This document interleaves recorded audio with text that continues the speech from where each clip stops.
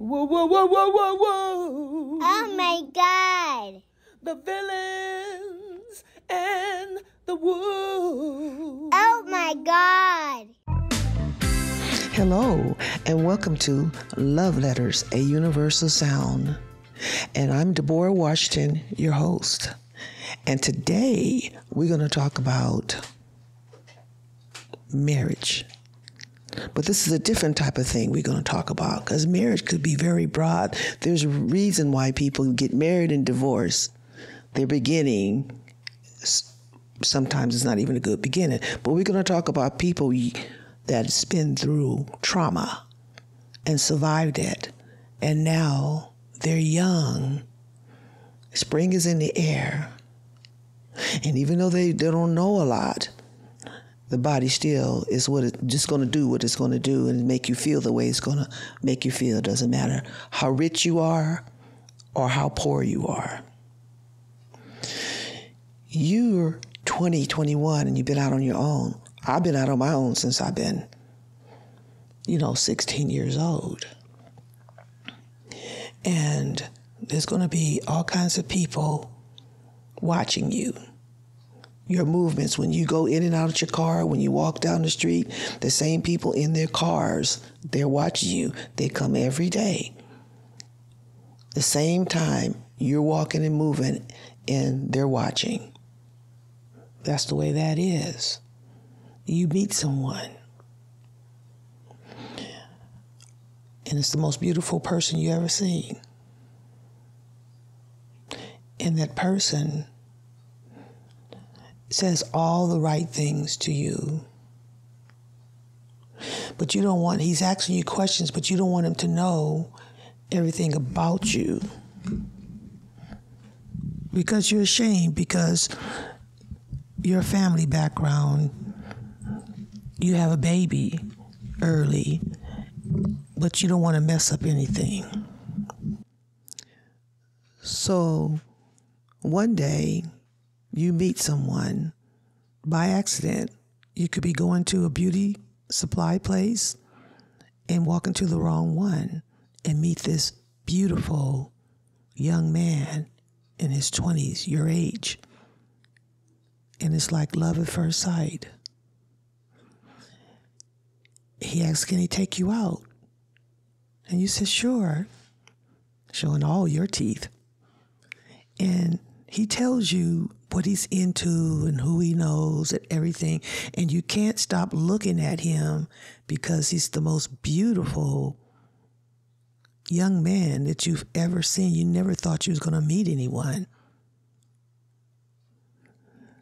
And so he takes you out, and you find yourself spending more and more time with him. You have a baby at home, but you never had a life. And he picks you up and spins you around, and you just love him.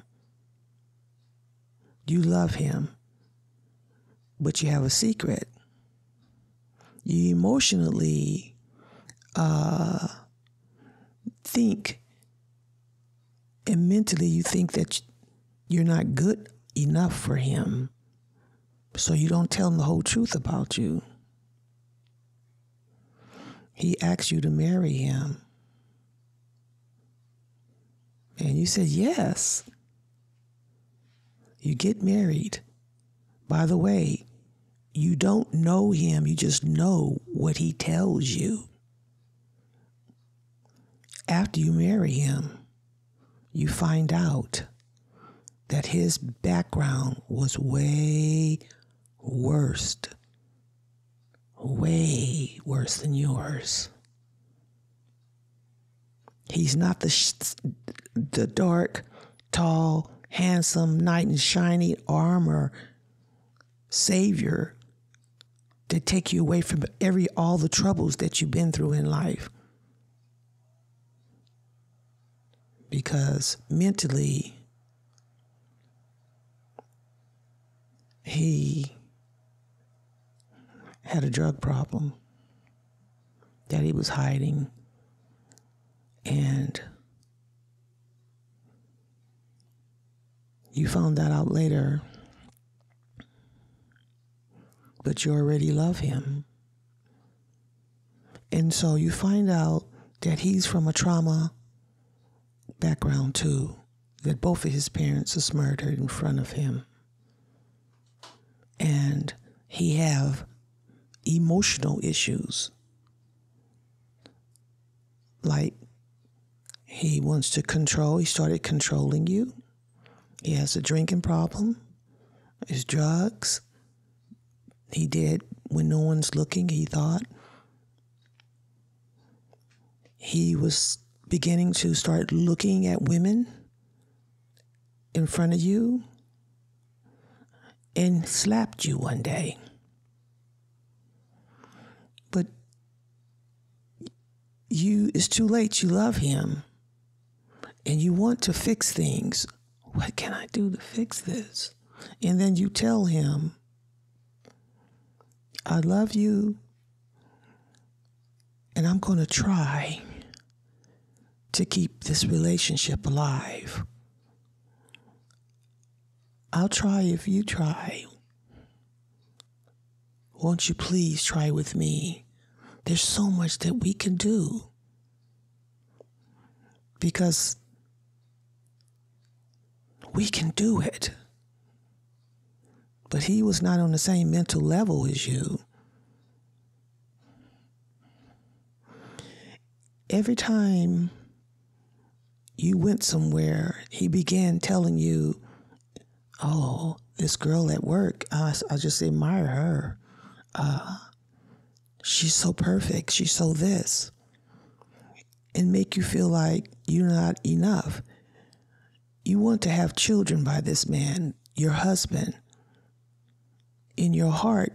And you know when you were 16 that something happened to you that made you sick. And you felt like you couldn't have any children. And you kept that a dark secret. So you put up with a lot of things that he did. Control.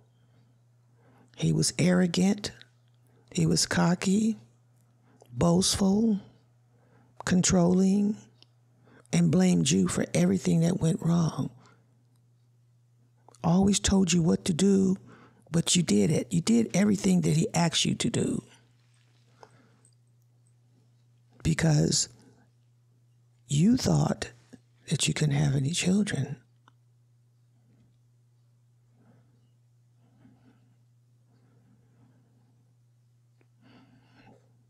Marriage. If you're not equally yoked, then you're going to have all these insecurities and secrets that is not going to allow you to be successful in a marriage. Both of you guys came from a trauma type setting, neglect and abuse. But you tried to still make this thing work. As time went on, you was complaining all the time because he wasn't coming home. And when he took you out, he left you sitting there by yourself and he was dancing with all the other girls and making you feel in some kind of way.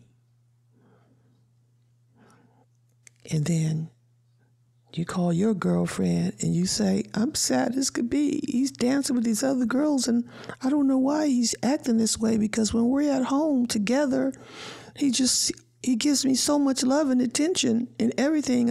I try to do everything that I could. My house is clean. I look real good. I cook for him. I fix his lunch.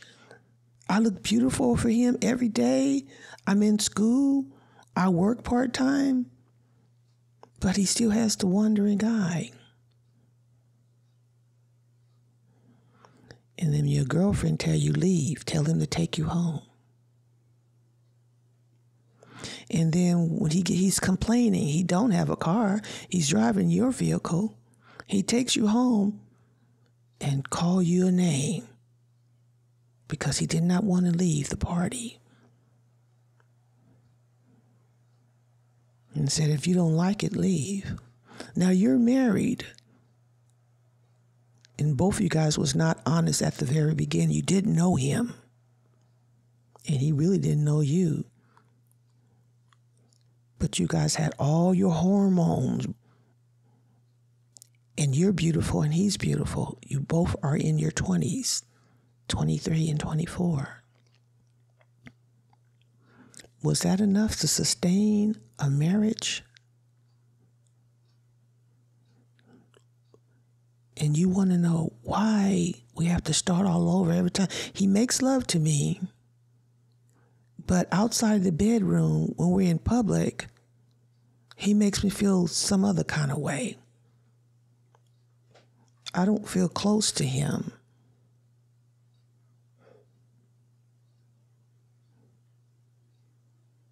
Is it real love? I'm asking you a question. Do you think that just because you're young and beautiful, that the man should talk you out of your no?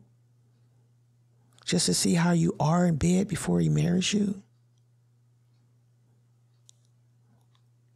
And then once you do that over and over and over again,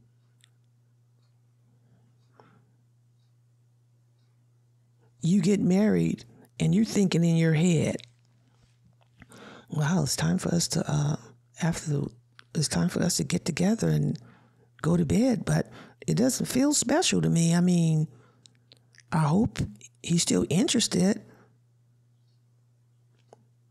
because you let the cart come before the horse in the relationship, and there's nothing for the imagination. And then you want to know why he's got another wandering eye and looking at other people. Do you think that it's wise to wait when you meet somebody?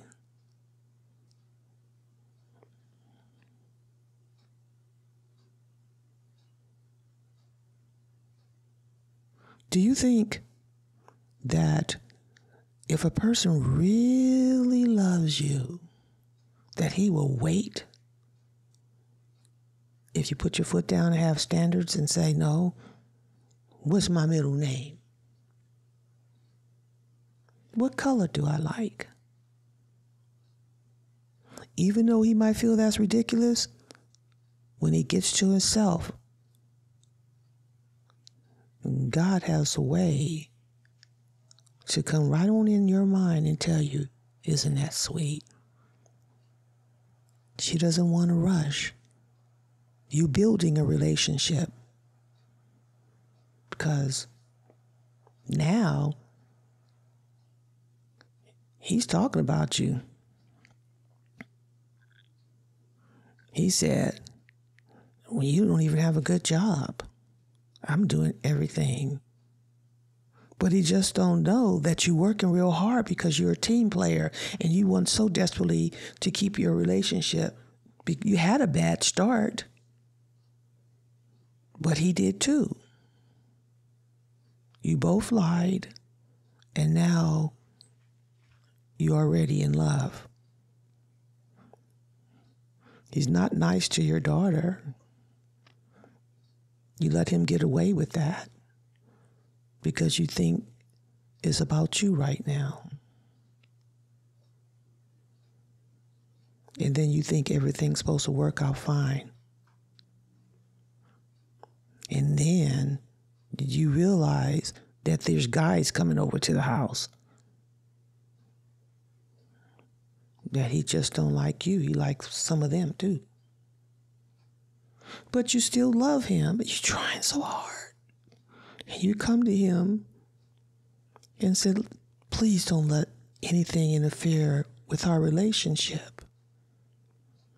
So off and on for 25 years, you're in misery.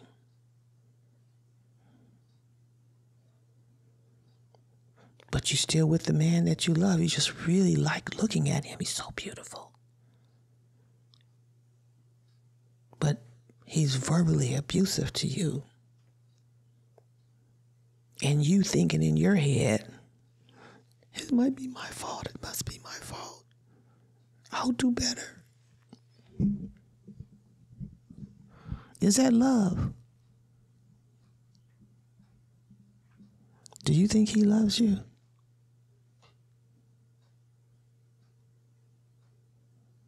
He hit you.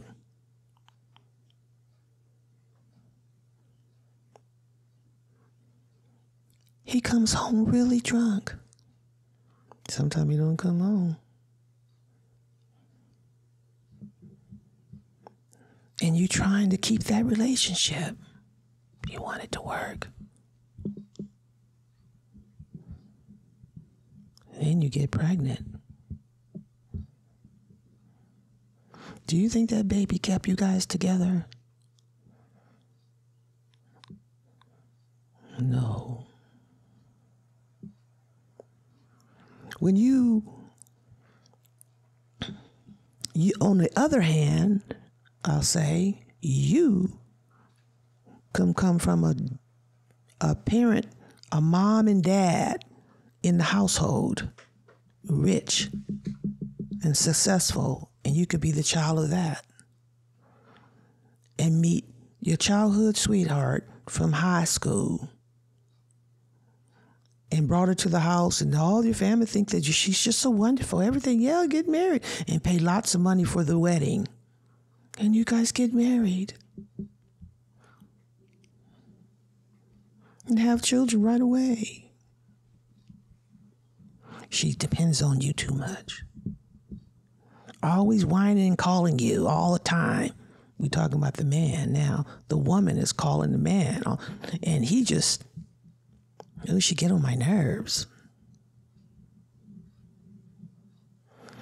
You guys get together, make lots of money. Then you grow apart because she's whining and she getting on your nerves. And you're cheating on the side with another woman. And you have so much money that you don't want her to have a nickel. So what you doing? You thinking about getting rid of her because she's already overweight. She's fat. Always eating. Every time I turn around, she got something in her mouth. I want to get a divorce, but I don't want her to have my money. So you're thinking about killing her.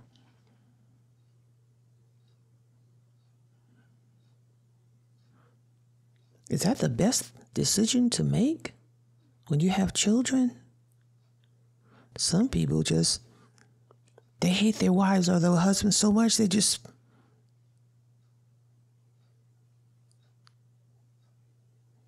do something, set the house on fire.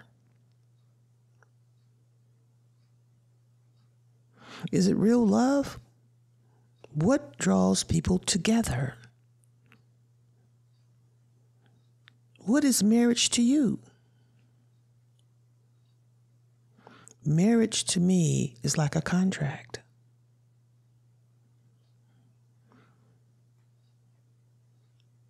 You get together and you make life decisions. And you follow that because love compels you to do that. And you put God in the equation of your life. If you have the Lord thy God in the equation in your family that prays together, those are ones stay together. Example. They have couples that's been married 50 years. And when they in public, they don't see nobody but themselves. I'm talking about real love. This woman's husband could just have his legs amputated and coming home from the hospital. And she's as happy as can be. Oh, there's my friend. There's my friend. Oh, there he is. Oh, isn't he beautiful? He don't have no legs, but I'm just so happy that he's okay and he can come back home. I thank God for my Fred. Real love versus, and that's real love is unconditional versus lust, something motivating you, lies, and what you got, something else. And the relationship do not last, and it hurts the whole family.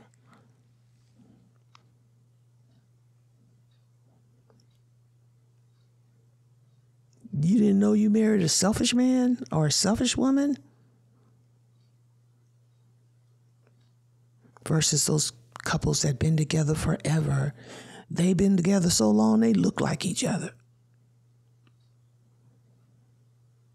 That's the kind of love I want.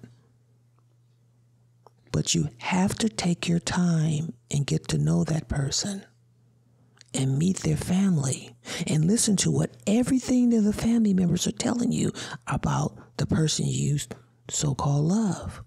It will save you a lot of hurt and pain. Because verbal abuse is very real. And you don't want to get into a relationship that you feel like you got to start all over. You in the bed wiggling around, giving your best behavior to your husband. It's so passionately, it's so wonderful. Oh my goodness. Oh, woo. And then we get up, oh, I gotta go. And they don't even come back home that night. That's your husband. He lived with you. And then you thinking, what's going on here?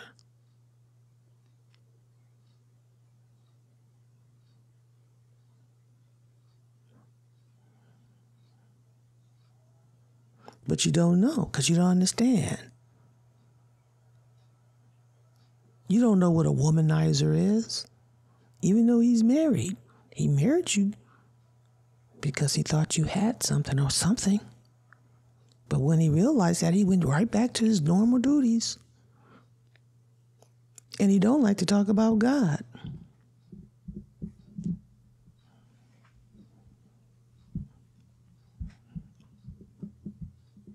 This is my opinion. My opinion. You got to take your time and get to know the person before you sleep with that person. You have to have some discipline.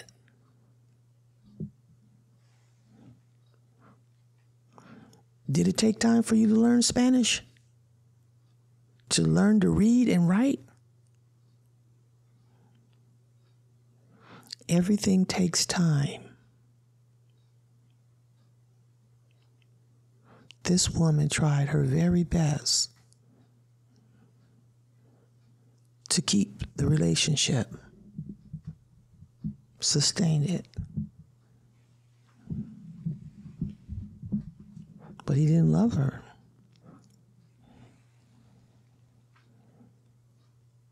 If he don't try, then you have to learn how to stop and move on before you put in 25 years of marriage, and then you give him your best years, and then you feel, nobody want me, I'm just too old now. I thought he was going to be with him forever.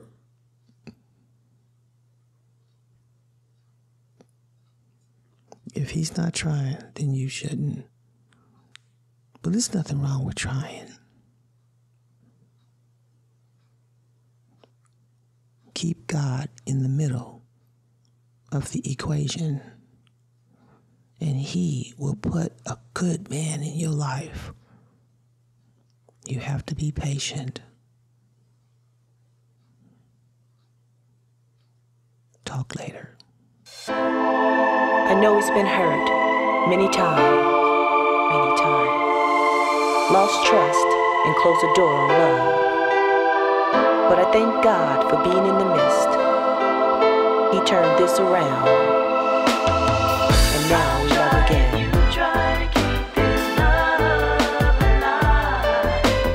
Honesty, sincerity, loyalty, trust.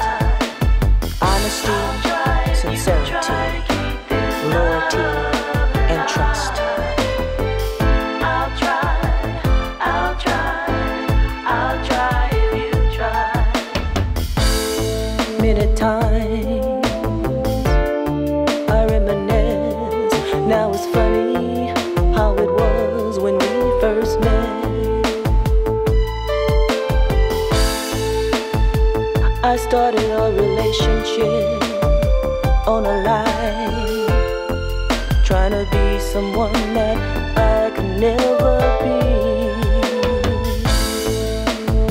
I just wanted to impress you, to keep you any way I could. But I noticed on the other hand, you seen right through the lies. Yet you kept me and made me your wife. I'll try if you try to keep this love alive. I'll try if you try to keep this love alive. I'll try if you try to keep this love alive. I'll try if you try. I'll try if you try. And as our relationship began to grow, the skeletons in my closet, the past began to unfold. I got upset, started on with the lie. You stopped me and looked into my eyes and said, if you try, I'll try. If you try, only if you try. Keep your faith in God above, for giving us another chance. I'll try if you try to keep this love alive. I'll try if you try. And then we began to try with a little more honesty, sincerity, and loyalty towards one another. And we began talking to God quite a bit. And the feeling we received was oh so strong. We're much happier now, and I thank God